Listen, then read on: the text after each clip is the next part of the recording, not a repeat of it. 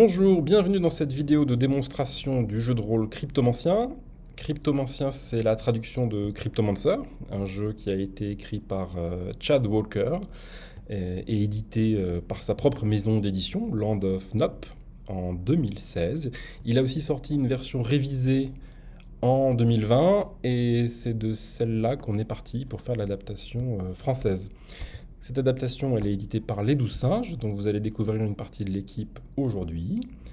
Chad nous a également autorisé à jouer avec ses jouets, donc on a eu la possibilité de faire de la création française. Et on s'en est pas privé, ça nous a bien fait plaisir de pouvoir développer cet univers. À l'heure où on enregistre cette démonstration, le financement participatif va bientôt commencer. Vous aurez le lien en description de la vidéo qui vous permettra soit de vous préinscrire si vous voulez être notifié dès le démarrage du financement, soit de découvrir tout ce qu'on propose. Vous en avez un petit aperçu à l'écran avec un livre d'univers, un livre de règles, et puis un livre de décors de campagne, mais ça ne représente qu'une partie de ce qu'on vous propose. Il est temps que je vous présente nos joueurs. Bonjour, je suis avec Roxane, Yannick et Sébastien. Salut. Donc tous les trois, vous avez déjà joué à Cryptomancien. On a joué une partie de test cet été. Ça remonte un petit peu. Et donc vous allez devoir faire comme si vous jouiez votre première partie, comme si vous aviez tout oublié. Et normalement, ça devrait pas être trop dur. Vu que C'est ça ce que fait j'allais déjà dire. quelques mois. Crypto quoi? Voilà, votre talent d'acteur ne devrait pas être mis à trop grande épreuve. Alors, vous avez déjà choisi votre personnage, vous allez nous le présenter tout à l'heure, mais avant, je vais vous parler un petit peu de l'univers. Alors, le décor de Cryptomancien, c'est au départ un décor médiéval fantastique, avec tout ce qu'on peut attendre d'un décor médiéval fantastique qui, au départ, était classique, hein, des royaumes médiévaux. Vous avez retrouvé les sempiternels, elfes, nains, dragons, magie, mais le twist de Cryptomancien, c'est que du temps a passé. Tout ça, c'est un âge qui est désormais mythique. Ce monde est rentré dans une ère moderne et les choses ne sont plus tout à fait comme les tropes de la fantasy qu'on a l'habitude de rencontrer. Les nains sont toujours des artisans de génie, mais ils ont quitté le côté parfois guerrier, violent, berserker, caricatural, et sont devenus aujourd'hui des esthètes très raffinés. Leur civilisation s'est considérablement modifiée. Ils excellent dans le commerce également. Et les elfes ont également bien changé. Leur rapport à la nature, notamment, s'est radicalement transformé. Plus d'harmonie, plus de lien avec leur forêt. La forêt est aujourd'hui une ressource qu'ils exploitent à outrance. Les elfes sont devenus des industrialistes qui transforment la forêt et qui font pousser des arbres géants dans lesquels ils transforment des insectes jusqu'à ce qu'ils produisent une espèce de miela étrange qui s'appelle le somma, qui est une drogue, voilà. Une drogue très puissante, avec les effets des drogues habituelles qu'on peut rencontrer dans d'autres univers et le nôtre, et avec un effet secondaire qui est que tous ceux qui pratiquent la magie et qui consomment cette drogue voient leur pouvoir régénérer. Donc vous imaginez tous les enjeux qu'il peut y avoir là-dedans. Et donc ils sont en train de détruire leur forêt pour justement pouvoir produire cette drogue. Les humains sont toujours là, ils luttent pour maintenir des systèmes féodaux et des systèmes de caste qui sont en déclin à l'ère de l'information et des réseaux. Parce que la grande innovation technologique qui a transformé cet univers, c'est l'existence de réseaux de cristaux. Donc si je reviens sur les couvertures, vous pouvez constater que cet orc, cet elfe et ce nain tiennent en main des cristaux. Alors de quoi s'agit-il? Eh bien, les nains ont découvert dans les profondeurs de la Terre des cristaux qu'ils arrivent à tailler en plusieurs morceaux. Et donc les cristaux qui sont issus d'un même cristal sont capables de permettre une communication quasi instantanée entre tous ceux qui détiennent un des éclats. Alors comment ça marche? Eh bien, il suffit de prendre un éclat dans sa main, de fermer les yeux et de penser à un message. Et ce message est envoyé dans le réseau. Les autres propriétaires d'éclats, à tout moment, peuvent saisir un de ces éclats, fermer les yeux et lire ce qui a été envoyé. Et les messages résonnent dans le réseau pendant plusieurs heures. C'est pour ça qu'on appelle ça des échos, d'ailleurs. On est prévenu quand on reçoit un message ou pas du tout? Non, on n'est pas prévenu. Il n'y a pas de petite notification, il n'y a pas de petit bing. Et donc, il faut consulter régulièrement son éclat si on ne veut pas rater de message, en effet. Alors, il y a une difficulté, c'est que... Alors, on imagine bien toutes les conséquences que ça peut avoir sur l'univers, des communications instantanées de par le monde. On voit bien ce qu'Internet a permis dans le nôtre, on transforme un certain nombre de choses. Mais tous ceux qui détiennent un éclat de ce réseau peuvent lire les messages en clair. Et donc il a été très rapidement nécessaire d'avoir une manière de chiffrer les messages, donc de s'assurer que seuls ceux connaissant une phrase de passe, un mot-clé, voilà, un secret partagé, pouvaient décoder les messages. Alors au-delà de ces réseaux d'éclats privés qui regroupent entre 2, 4, 6, 10 ou 20 éclats, il existe un réseau d'éclats tentaculaires qui a été construit à partir d'un énorme morceau de cristal qui est tombé du ciel. Ça a plus ou moins sonné le glas de l'âge mythique. Donc une énorme météorite qui est tombée et qui contenait un énorme éclat qui a été taillé dans des dizaines de milliers d'éclats, des gros morceaux, plus difficilement transportables, et qui ont été acheminés progressivement aux quatre coins de cet univers. Et dès lors, eh bien, toutes les populations qui ont accès à ces éclats ont pu communiquer ensemble. C'est ce qu'on appelle le réticulaire, et donc c'est directement l'équivalent de l'Internet qu'on connaît. Ok. Voilà. Au-delà de ça, il y a toute une magie qui est liée à ces cristaux, ce qu'on appelle la cryptomancie. Ça va permettre de faire un certain nombre de choses. C'est une magie qui agit sur les réseaux de cristaux. Et il existe par exemple un sortilège qui permet de faire en sorte que tous les cristaux d'un réseau dont vous détenez un éclat se transforment en boules de cristal. Alors si j'utilise des termes modernes, en fait, ils deviennent des caméras de surveillance. Vous pouvez voir à travers les cristaux. Il y en a un autre qui permet de les localiser, comme si vous aviez des traceurs GPS. Ouais, exactement, ton personnage a ce sort-là, Roxane. Voilà, je ne vais pas tous les énumérer, mais ça permet de partir d'un système simple, et du coup, au fur et à mesure que vous allez apprendre des sortilèges, eh bien, vous pourrez développer des usages très intéressants de tous ces réseaux. La cryptomancie, c'est aussi quelque chose qui s'applique au-delà des réseaux de cristaux, et notamment le concept de chiffrement-déchiffrement, il est étendu à d'autres objets. Donc on peut chiffrer et déchiffrer des messages, ça vous l'avez compris. C'est d'ailleurs une magie qui est innée. Tous les êtres conscients dans cet univers savent chiffrer et déchiffrer des messages comme ça, par magie. On ne connaît pas la cause de ce phénomène. Et avec certains sortilèges, on peut chiffrer par exemple sa voix. Donc pour qui ne connaît pas la phrase de passe qui a été utilisée pour chiffrer la voix, eh bien les gens entendent des messages absolument incompréhensibles. Et ceux qui connaissent la phrase de passe, simplement le connaître, il n'y a pas besoin d'essayer une phrase de passe comme vous taperiez au hasard des mots de passe par exemple pour vous loguer. Si vous aimez vous essayez d'usurper l'identité de quelqu'un, mon Dieu, il suffit de connaître le mot de passe pour qu'il déchiffre automatiquement ici le signal audio, la voix. Vous pouvez chiffrer un visage. Alors un visage chiffré, c'est assez terrible à voir, puisqu'en fait on a l'impression d'avoir un puzzle mouvant de tout ce qui devrait composer son visage, ce qui fait qu'il est absolument non reconnaissable.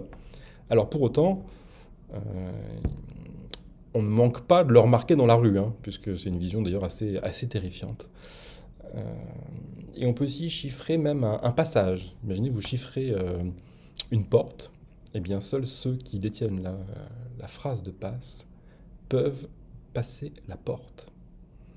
Alors, est-ce que tu pourrais nous préciser un peu, ça peut être quoi une phrase de passe? Ah oui, On n'est pas sûr du mot. oui, c'est vrai. Alors, c'est vrai que quand on choisit un mot de C'est un passe peu confus dans comme concept. dans notre monde, on fait une suite de chiffres et de lettres complexes, etc.,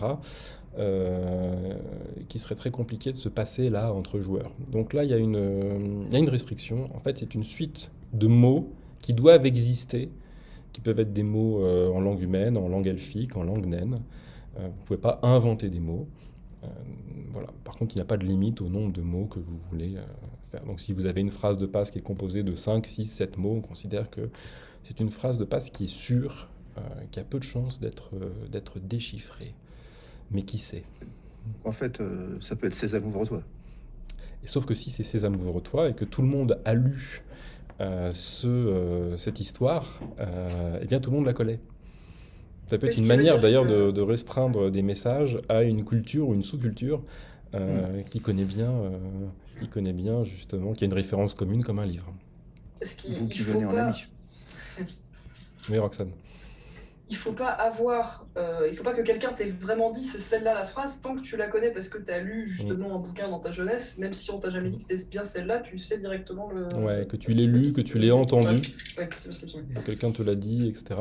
Alors ce qui est marrant, c'est que du coup, il y a des gens qui passent leur vie à regarder des moteurs à engrenages qui leur font voir comme ça des combinaisons de mots euh, les plus riches possibles. Donc il y en a qui sont des ascètes, une sorte de moines, donc plutôt dans le cadre d'institutions religieuses. Et il y en a où ce sont des gens qui sont plus ou moins, qui peuvent être de leur plein gré ou contre leur gré, enchaînés pour regarder ça et drogués à coups de soma pour tenir le coup face à ces expériences terribles. Et donc on a des fermes comme ça de décryptage. Et en se connectant à ces fermes de décryptage et en leur envoyant des messages chiffrés, vous pouvez essayer de déchiffrer des messages, par exemple. Mais là, voilà. Vous pouvez avoir accès à ce genre de ressources dans le jeu à partir du moment où votre groupe se développe. Dans cet univers, il y a une faction très puissante qu'on appelle les ordonnanceurs. Les ordonnanceurs, c'est une cabale de mages qui trouve que dans ce monde connecté, tous les problèmes locaux peuvent devenir très vite globaux et qui ont peur d'un effondrement global de la société. Et face à cette menace, ils ont décidé de protéger le monde.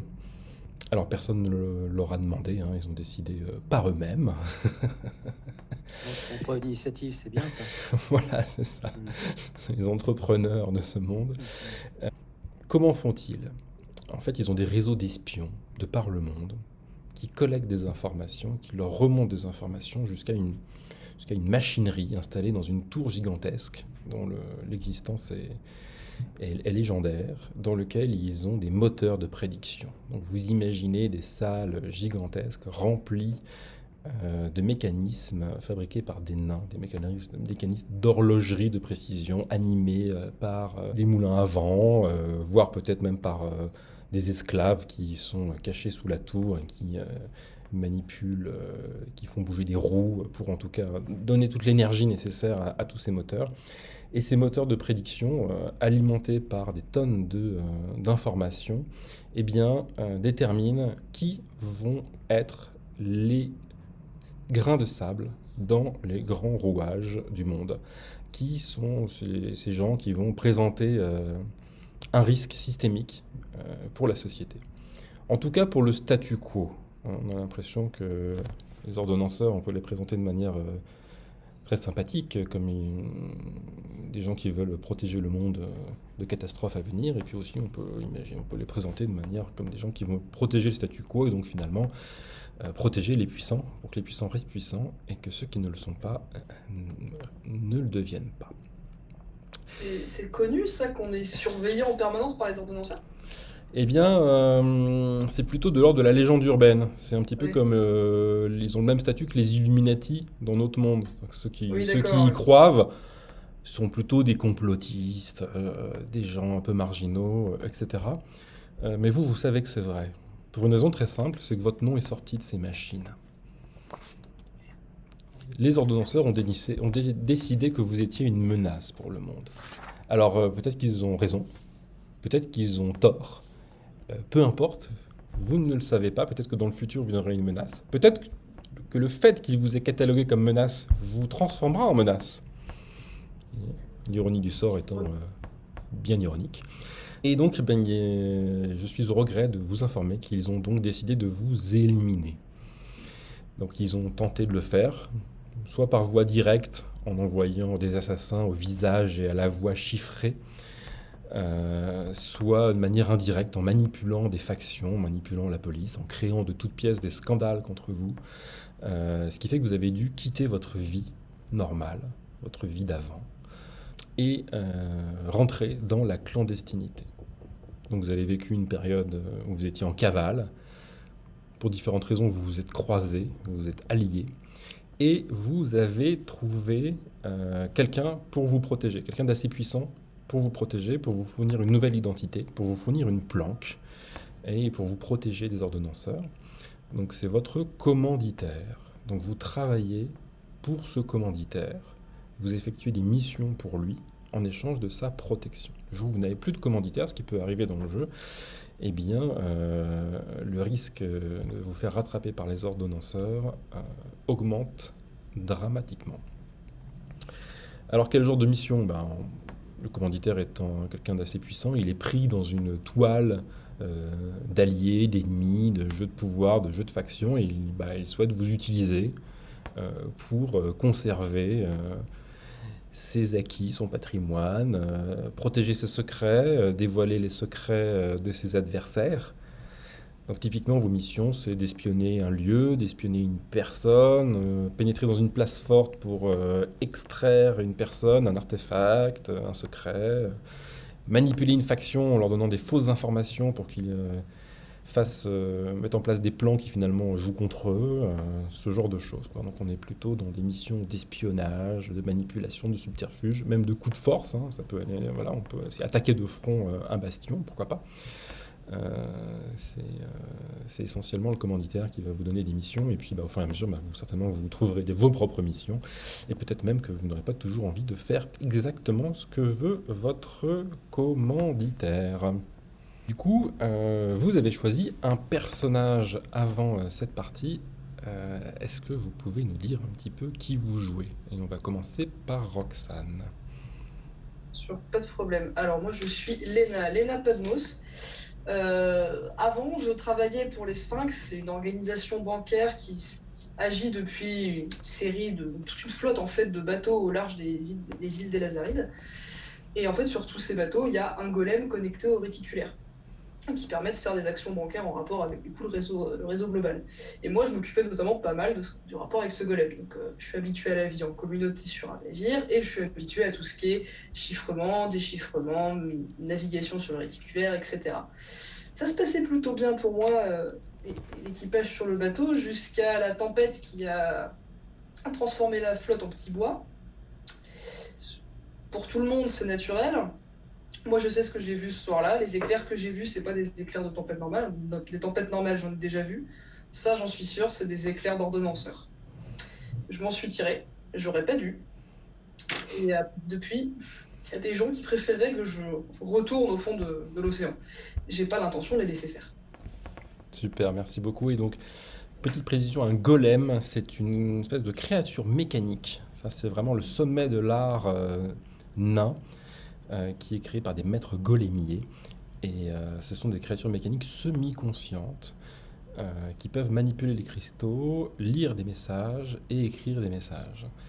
Donc c'est vraiment l'équivalent de serveur informatique dans notre monde qui permet d'automatiser plein de traitements. Merci beaucoup Roxane, et du coup on écoute Yannick. Alors moi je joue Taruviel qui est une elfe plutôt atypique. Plutôt atypique parce que dans un premier temps elle est en permanence accompagnée d'une louve qui semble très chère à son cœur. Atypique parce que, contrairement à l'idée qu'on pourrait se faire des elfes, elle est plutôt trapue, solidement charpentée. Elle a le visage couturé de cicatrices, le reste du corps aussi, mais comme il est caché sous une grosse armure métallique, on ne le voit que très rarement. Elle est armée d'une clémore impressionnante, gravée de runes. Atypique parce que il semble qu'elle n'ait pas les codes de comportement en société. Elle semble beaucoup plus à l'aise avec sa louve qu'avec des êtres humains. Tout ce que ses compagnons savent d'elle, c'est qu'elle faisait partie des mythiques guerriers fantômes, ce groupe de combattants d'élite elfes, mais elle ne s'est pas étalée dessus.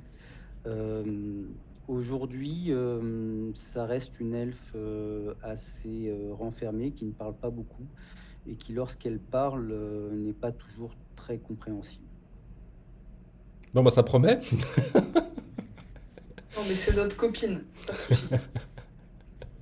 Oui, il vaut mieux l'avoir avec soi Même si que elle est pas contre d'accord. soi. Et donc Sébastien.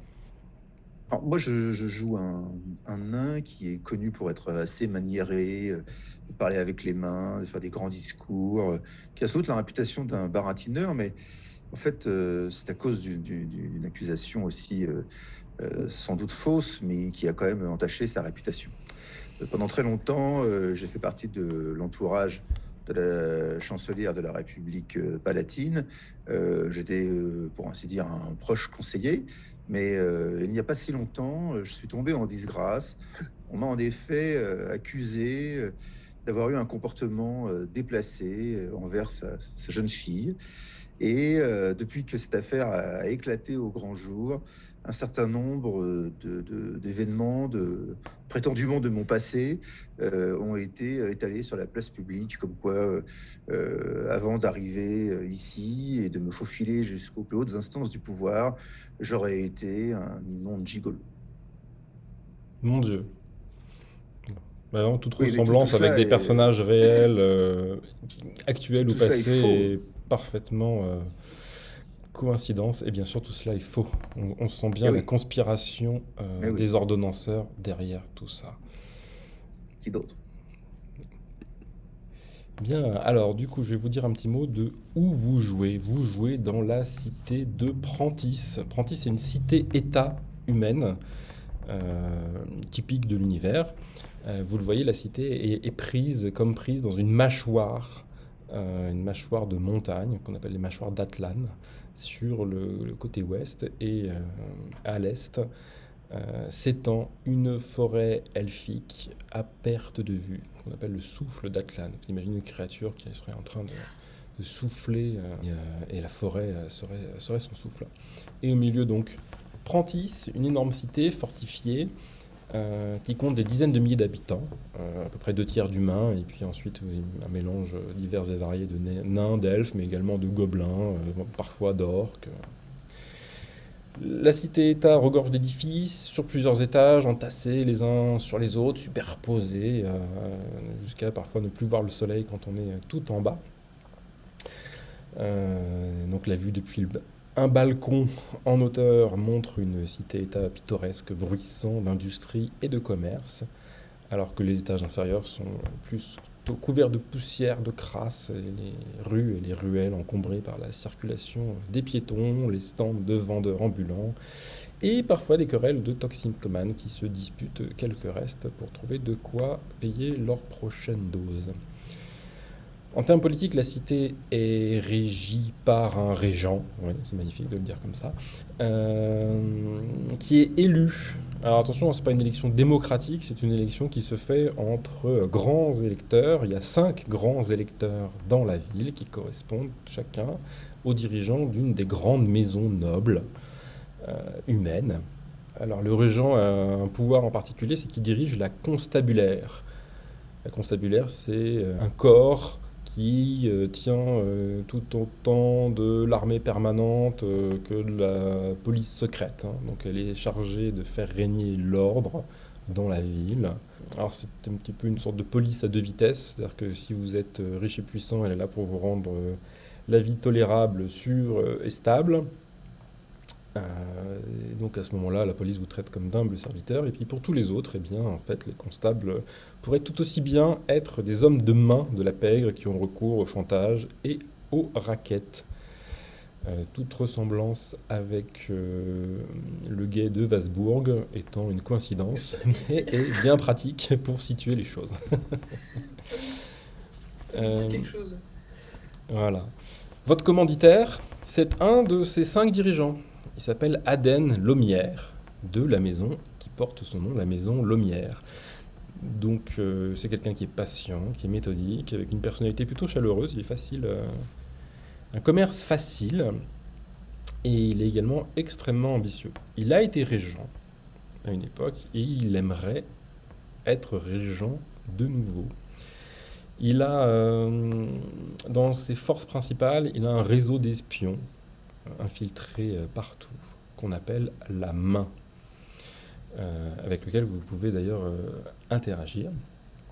Et dans son projet de redevenir régent à la place du régent, eh bien, il a un problème, il lui manque une voix. Hein. Donc il a pour l'instant 2 voix sur 5, il en manque une pour avoir la majorité de 3 voix sur 5. Et la voix décisive, c'est la voix de la maison Xol. Donc, la maison Xol, c'est une maison humaine qui détient un accord de distribution exclusif du sommat des elfes des tribus qui sont dans la forêt à l'est de la ville. C'est la source de sa richesse. Et jusqu'à très peu de temps, eh bien, elle avait promis son vote à la maison Lumière, mais elle l'a brusquement retiré. Personne ne sait pourquoi. Je laisse 2 minutes avec le dirigeant de la maison, et la maison Xol va changer d'avis. Ah, la maison Xol est aussi très bien protégée. Dame Xol, qui est la figure à la tête de la maison, est une figure un peu étonnante, parce qu'au-delà d'être une femme puissante pour le commerce, c'est également une figure religieuse très importante, et elle a à son service toute une équipe de paladins. Ça va être le sujet principal de la campagne. En fait, ce qu'on va jouer, c'est vraiment la toute première scène de la campagne Intrigue Apprentice, dont l'enjeu principal est justement ce vote. D'accord. Donc votre commanditaire, je vous l'avais dit, vous fournit une planque. Donc il s'agit de la cave d'une bijouterie qui s'appelle la Guilde Dorée. Elle est tenue par un nain qui s'appelle Gumble Crag. C'est un nain du clan Pierre Morte qui est au sud-ouest. Donc le clan vit dans les souterrains sous la montagne.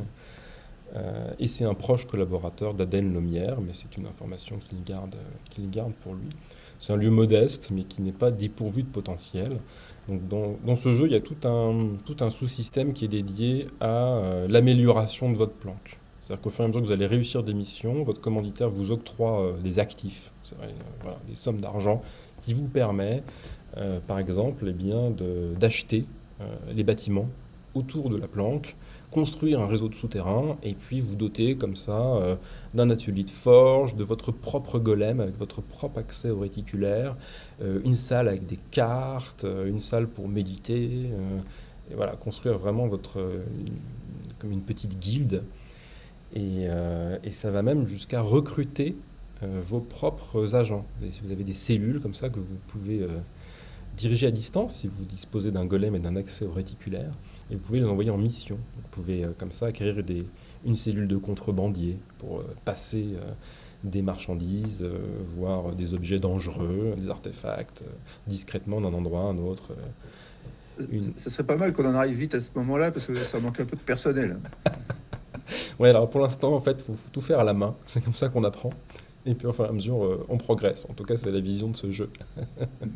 Et effectivement, au bout de quelques parties, tu peux avoir une vision un peu stratégique où tu ne fais plus les choses toi-même. Tu envoies ton groupe de mercenaires aller malmener un tel pour aller lui faire cracher le morceau, ou envoyer des gens désinformés, laisser des rumeurs sur ce qui vous intéresse, et puis du coup les faire enquêter sur ça, et bien sûr, c'est un leurre.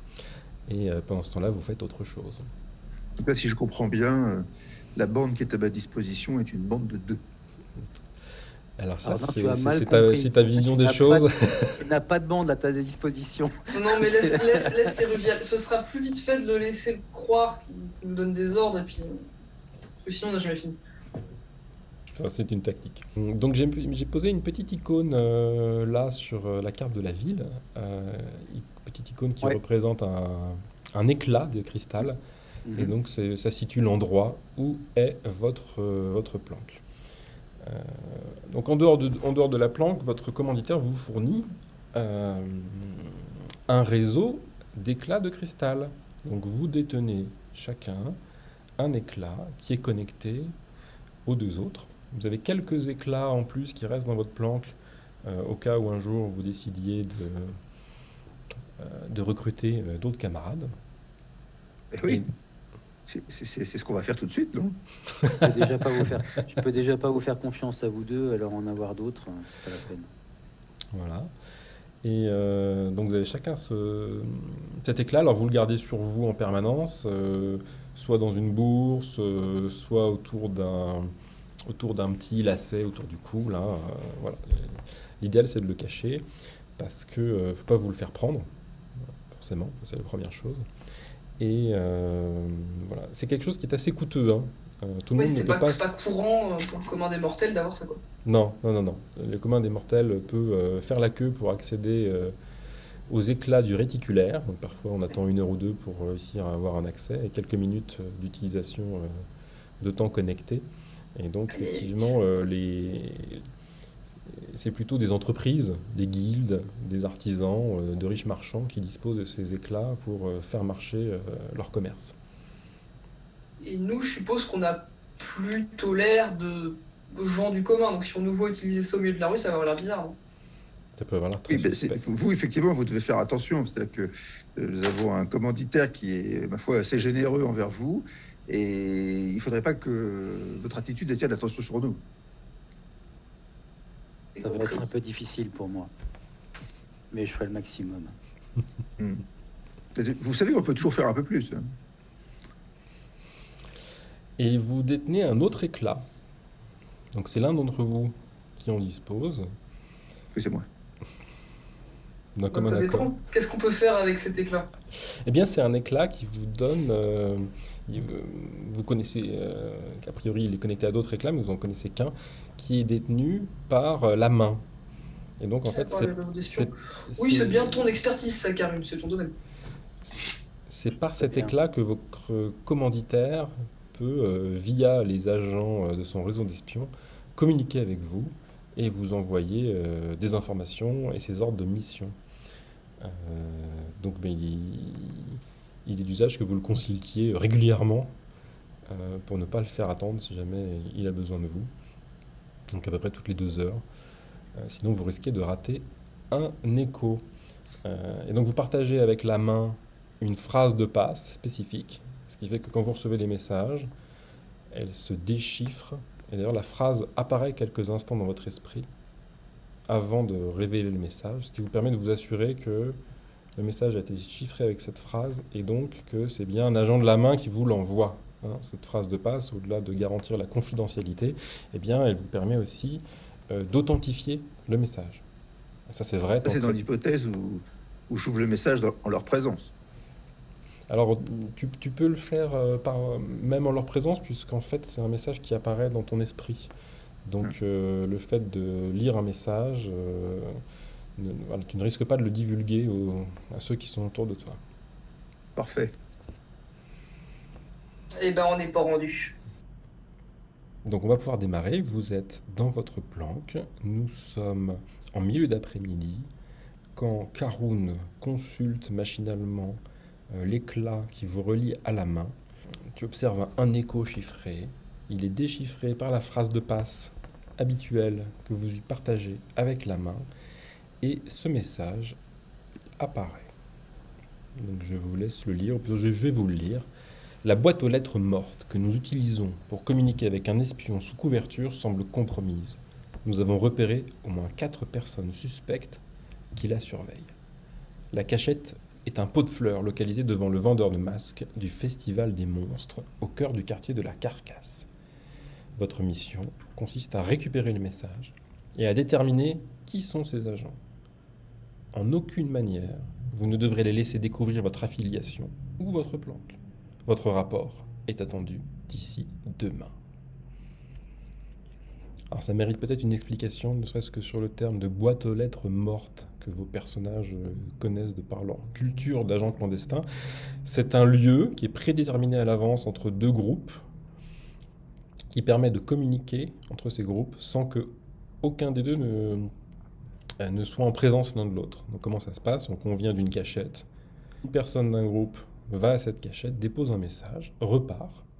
Idéalement, il faut que ce lieu soit cohérent et que ça soit tout à fait normal qu'il aille à cet endroit. En tout cas, ça ne soit pas suspect. Et un membre du deuxième groupe va régulièrement, ou sur la base d'un signal, consulter cette cachette, récupérer le message et repartir. Et donc quiconque observe l'endroit où les gens les suivent ne voit pas qu'ils discutent ensemble. Et donc il n'y a pas de connivence a priori entre ces deux groupes. Ok. Voilà, donc il y a cette boîte aux lettres qui est localisée dans le Festival des Monstres au cœur du quartier de la Carcasse. Donc le quartier de la Carcasse, c'est un quartier qui est situé dans les quartiers est de Prentiss. C'est un échec industriel. Il y avait la tentative un peu pharaonique de construire un aqueduc géant. L'opération n'a pas été menée à terme. Il ne reste que, pas des ruines, mais des constructions partielles, avec notamment des arcs de chaque côté régulièrement placés qui donnent l'impression d'un squelette de dragon ou de dinosaure, qui donne son nom donc à ce quartier, dans lequel on trouve des bidonvilles, des gens qui habitent dans des chariots couverts. Il y a également une carrière de pierre. L'endroit est exploité comme matière première pour aller construire ailleurs. Il y a une décharge municipale. Bon, voilà, donc c'est plutôt un endroit qui est habité par des gens pauvres ou marginaux. Et c'est là que s'est installé récemment le Festival des Monstres. Alors, de quoi s'agit-il? Vous en avez entendu parler, c'est un phénomène courant dans cet univers. Donc, de la même manière qu'aujourd'hui, on peut s'amuser à aller dans un festival moyenâgeux où on reconstitue un Moyen-Âge plus ou moins fantasmé pour se divertir, etc. Eh bien, le Festival des Monstres reconstitue une partie de l'âge mythique dans lequel la population était terrifiée par les monstres. Donc aujourd'hui, les monstres, eh bien, ils sont soit dressés, soit domestiqués, mais voilà, c'est un endroit où on va pour avoir des sensations fortes. Hein. C'est pas un endroit où on emmène les enfants, il peut y avoir un peu de violence, il peut y avoir des choses qui font peur. C'est plutôt destiné à un public de jeunes adultes qui y vont pour se donner quelques petites frayeurs, bien rigoler et boire de l'alcool pas cher. Ok, très bien. Alors, quand tu parles de monstres, on parle de femmes à barbe, sirènes, etc. Ou on parle vraiment de bonnes grosses bestioles avec des énormes défenses et puis beaucoup trop d'yeux et des trucs comme ça. Alors ça pourrait aller jusque-là, si ce n'est que voilà, c'est un festival itinérant. Vous savez pas à quel point il est développé, quoi. Est-ce qu'il est un peu cheap ou est-ce qu'ils ont des dragons à eux vous n'êtes pas allé Non. voir. On est vraiment plutôt sur des créatures que sur un zoo humain. Écoute, il Ouais, faudra ça aller dépend. voir Ouais, pour ça savoir dépend. exactement de quoi il retourne. Enfin, allez, on va voir ça. Je suis pas certain que quelqu'un de ma condition soit à sa place à cet endroit. Oh, tu crois peut-être que les richoux comme toi, ils vont pas aller s'amuser, s'encanailler, regarder les monstres? Vous n'allez pas croire à ce que les ordonnanceurs font circuler à mon sujet. Tout ça, ce sont des menteries ignobles. Ouais. On lui L'eau dira. s'ennuie. Allons-y. Elle devient impatiente et belliqueuse lorsqu'elle s'ennuie trop. Bonne question, ça. Elle va réagir comment si on voit des véritables créatures monstrueuses? Tu le sauras bien assez tôt, petite femme. Moi, ça me Alors, va. sachez que la question d'un lien entre un humain, un nain ou un elfe et son familier sont des choses connues. Et donc, quand il y a des liens comme ça, l'animal, même s'il a l'air, si de base il est sauvage, comme là, il s'agit d'un loup, est accepté. Par contre, son maître, son compagnon, sa compagnonne est responsable de tous ses actes. Et Bien, donc vous inversement. pouvez aller dans la carcasse. Donc, il vous faut une petite heure de marche pour vous y rendre. Donc, vous allez jusqu'ici. Voilà. Et donc, Moi, pendant le trajet, je suis de plus en plus à l'aise lorsque on rentre justement dans ces bas quartiers. Paradoxalement, je suis peut-être un peu moins sur mes gardes. Je me sens peut-être un peu plus détendu.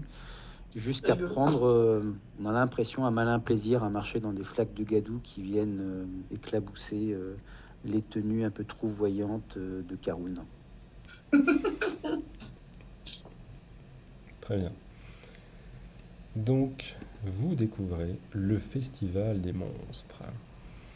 Alors, il est situé de telle façon qu'il est dans une espèce d'enclos qui est délimité, vous le voyez sur la partie gauche, par une espèce de ruisseau. Alors, il serait très facile de sauter, hein, mais simplement l'idée c'est que ça se voit et que les risquieurs soient vite repérés et ramenés à la porte d'entrée. Il n'y a qu'un seul passage. Et tout le reste est délimité par un bosquet d'arbres touffus.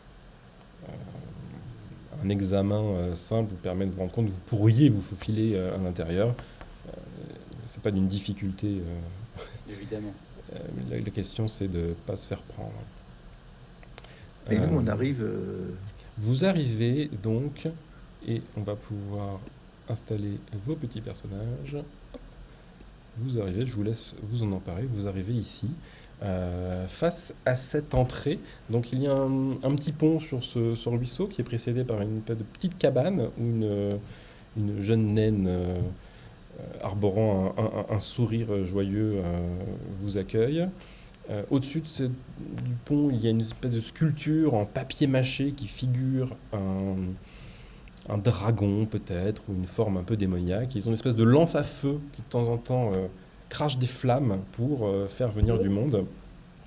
Et puis à côté, il y a un forain qui harangue la foule. Il dit, approchez, messieurs, dames, venez vous frotter au Festival des monstres, testez votre sagacité face à l'énigme des coffres. Venez affronter Vomdorg, notre champion demi-ogre. Tenez tête à votre double en vivant une expérience troublante grâce à Karian, notre doppelganger. Ou encore admirez nos griffons sauvages, seulement une pièce par personne. Approchez, approchez. Carrément. Enfin, c'est un endroit fort pittoresque. Et au-delà de ces personnes-là, vous constatez également qu'il y a 2 constables à l'entrée. Donc, Constable. des constables, donc des espèces de gendarmes en fait, hein, des soldats du guet. Et ils semblent fouiller les gens qui entrent. Ah, c'est embarrassant, ça. Question au MJ. Du coup, Oui. nos cristaux, il faut absolument qu'on les protège de ce genre de fouilles parce que ce serait illégal de les avoir, ou c'est juste étrange mais pas illégal. Non, c'est pas du tout illégal. Ils vont peut-être nous demander, vous venez d'où comme ça avec le truc, mais pas plus. Non, ce qui serait plus embêtant, c'est d'avoir des armes sur vous.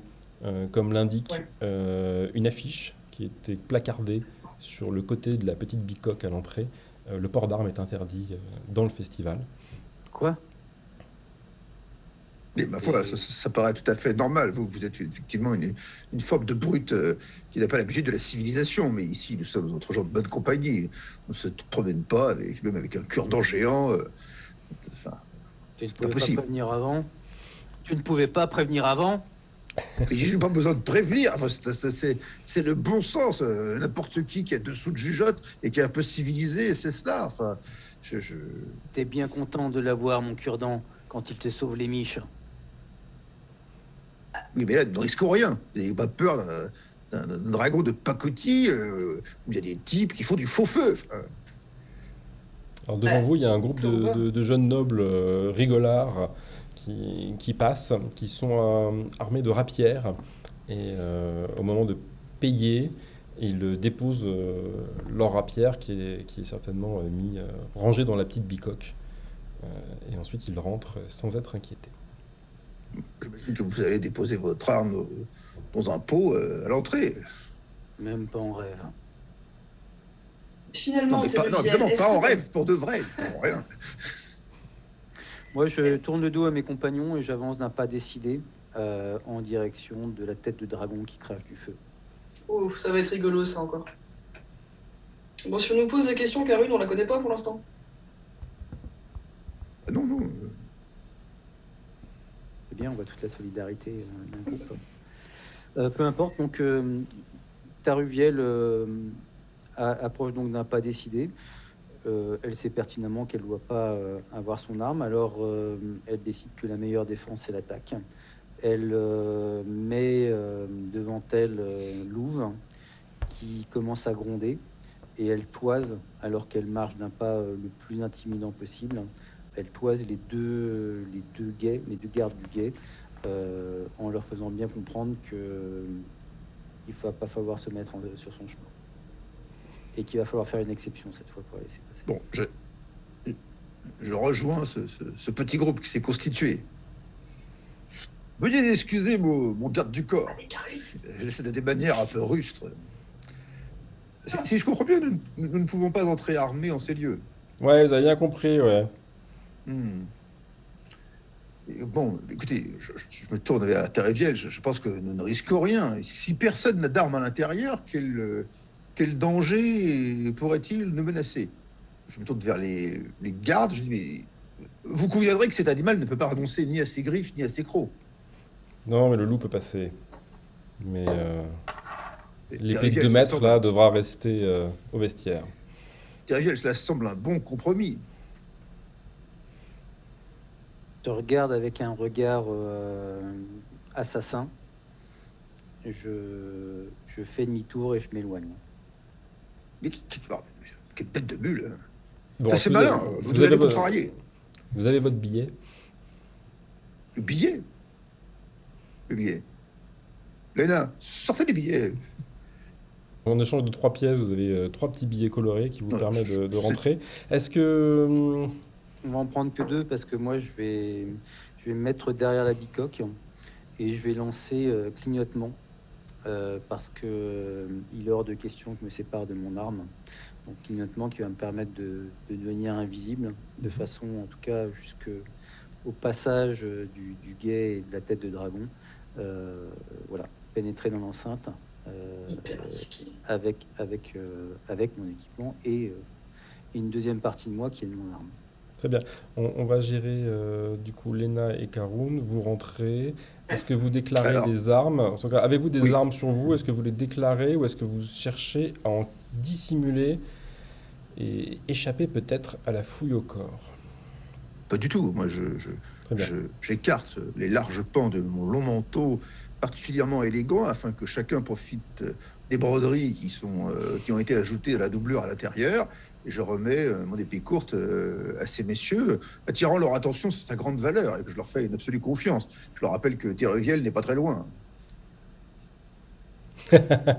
Oh, sans grande conviction, je tire de son Le- fourreau la dague donc qui le- m'accompagne. Oh, c'est un couteau à Dès que beurre. répond que, bien sûr, monseigneur, nous en prendrons grand soin. Et pendant que l'un prend l'épée courte et va la remiser, l'autre tend une main, attendant sans doute quelque chose. Je te tourne vers Léna d'un geste de la main. Occupez-vous de ça. Du coup, il se tourne vers toi. Je crois que les billets étaient dans la bourse que j'ai justement laissée à la maison. C'est incroyable. Quelle tête de linotte je fais. Je crains qu'il compte sur ton passé de banquière pour être la trésorière et la bourse vivante du groupe. Mais Non, oui. non, il compte sur moi pour débourser, pas pour noter. Il y a une différence dans la... Eh oui. Alors, je vois que nous sommes compris, donc je ne comprends pas que ça prenne autant de temps. Bien, donc vous pouvez rentrer. Elena, de ton côté également, est-ce que tu tentes de garder une arme dissimulée sur toi ou pas du tout?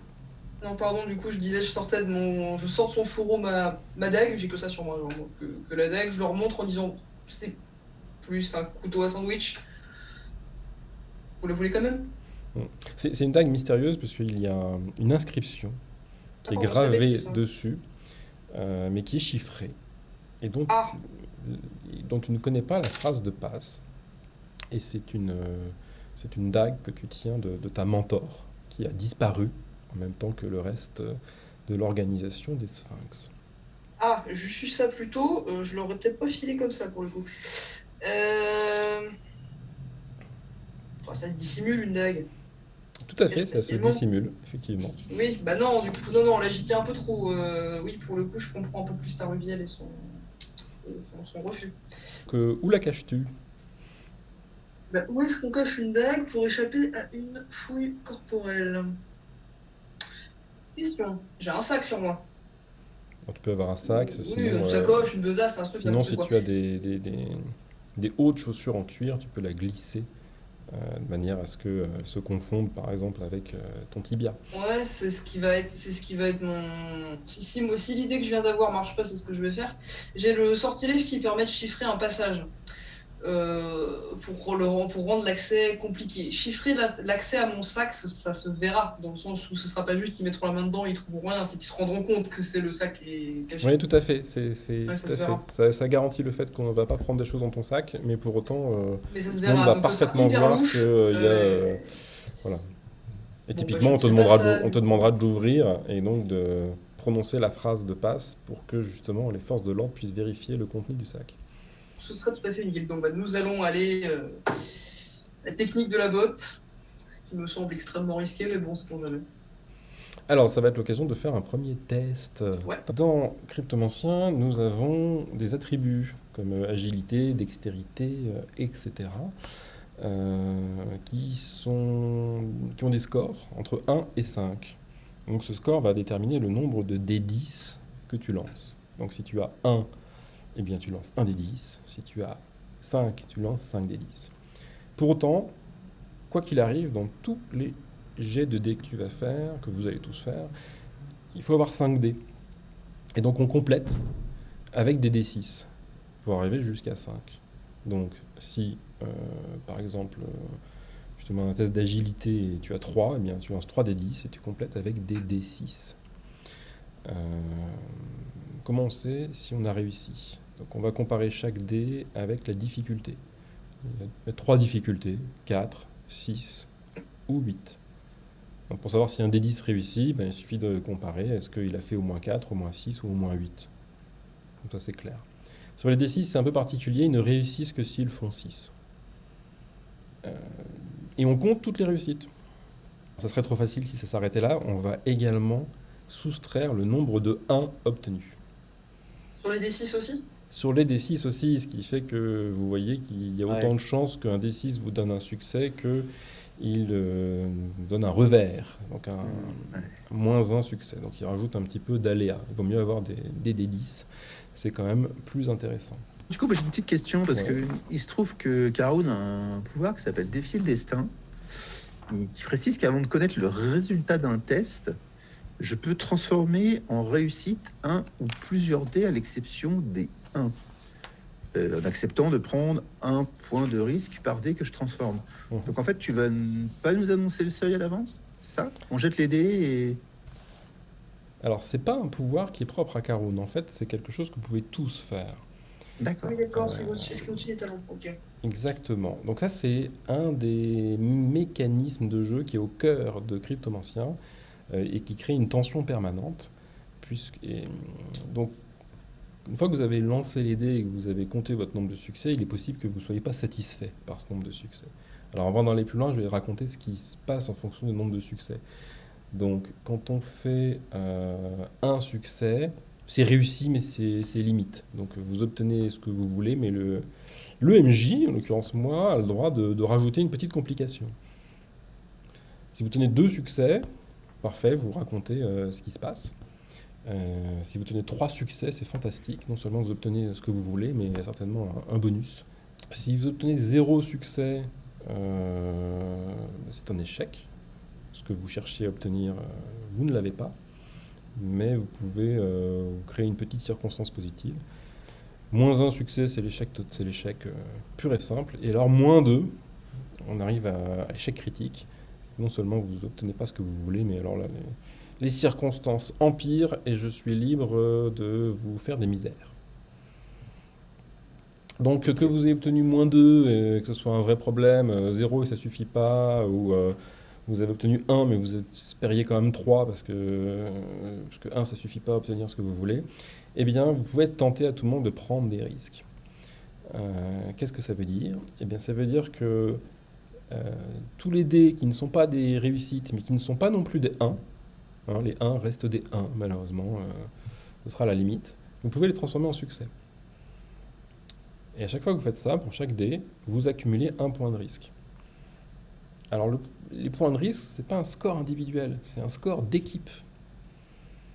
Et ils ne redescendront jamais. Ah là Et on là. a une idée du nombre de la valeur, Mhm. par exemple, est-ce qu'au bout de 10 points de risque, c'est grave? Est-ce que finalement c'est plutôt 100 où ça devient grave? C'est Alors, quoi la valeur d'échelle? Avant d'expliquer ce qui se passe, il faut que je vous dise qu'il y a d'autres manières d'accumuler des points de risque. Parce que là, c'est une manière qui est laissée à votre libre arbitre. Vous choisissez Ouais. d'acquérir des points de risque et vous en Donc tirez avec un un groupe de bénéfice. joueurs très prudents, Mais ça n'arriverait pas. il y a d'autres manières d'acquérir des points de risque. C'est si jamais vous agissez de manière imprudente. Par exemple, vous divulguez le nom de votre commanditaire dans une discussion. Ah, c'est complètement bête. Ça serait complètement évitable. Pof, 3 points de risque.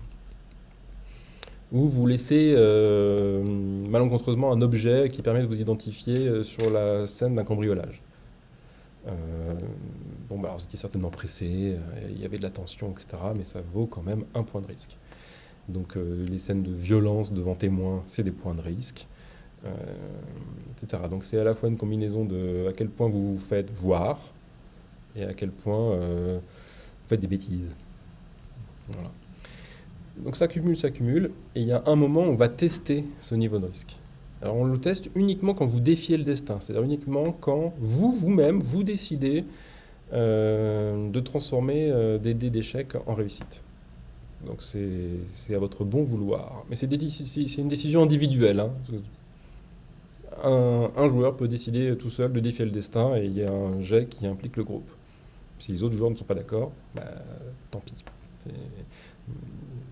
On fait quand même le test. Donc on fait un test de risque. Qu'est-ce que c'est un test de risque? On lance un dé 100 et on voit si oui ou non on obtient un résultat inférieur au risque que vous avez accumulé.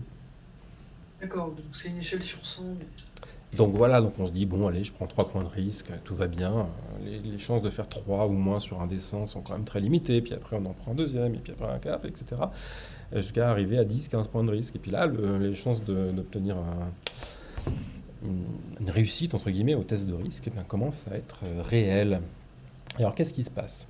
Eh bien, ça dépend du mode de jeu qu'on choisit. Il y a différents modes de jeu dans le Cryptomancien qui influent justement sur la manière dont les conséquences de ce test de risque fonctionnent. Il y a le Cryptomancien dit classique, qui était vraiment le Cryptomancien de la V1, qui était assez terrible.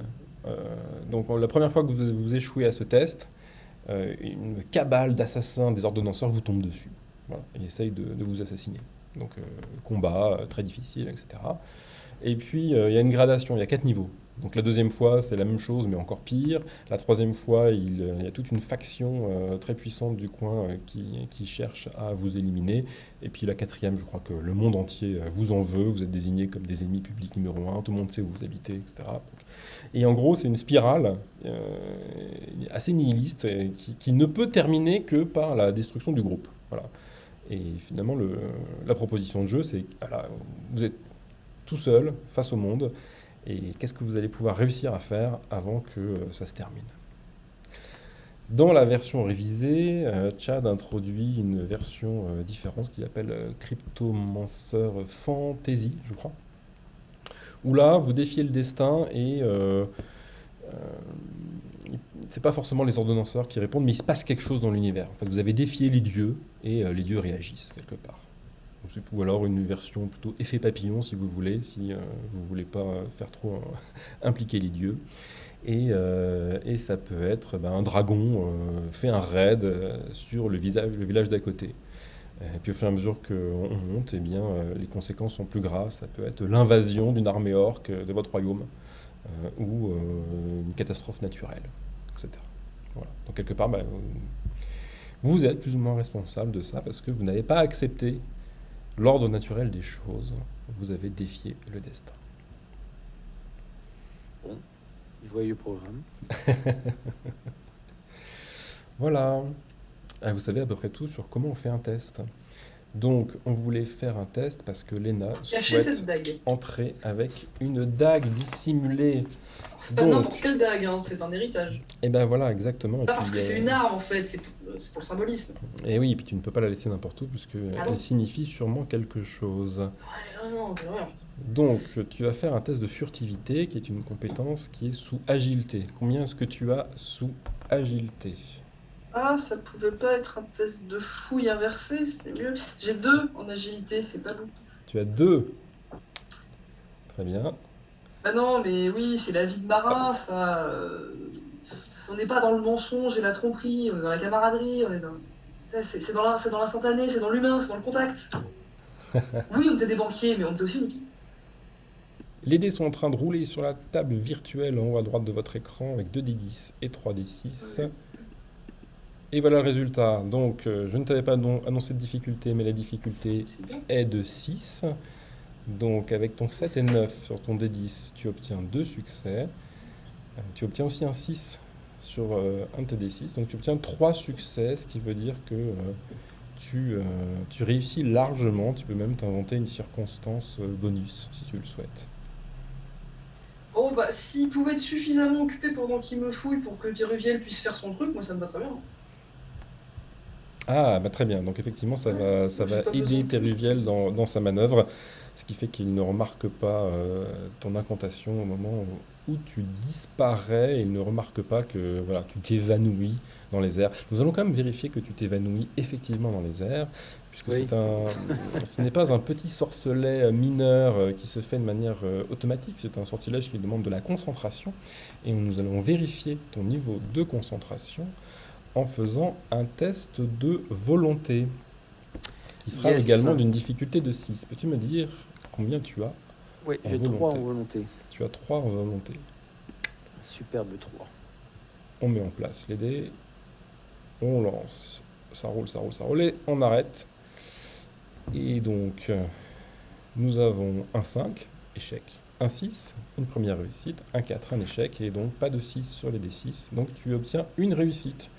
Écoute, c'est très bien, c'est réussi, et donc tu peux te rendre invisible une fois, et tu vas rester invisible jusqu'à ce que tu fasses une action autre que simplement te déplacer.